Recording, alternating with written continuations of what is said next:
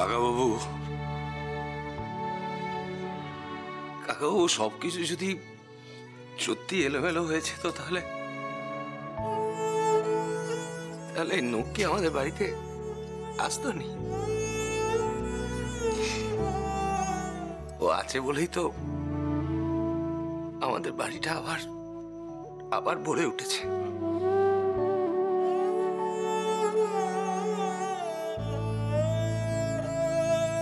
তখন আমি ভুল করেছিলাম,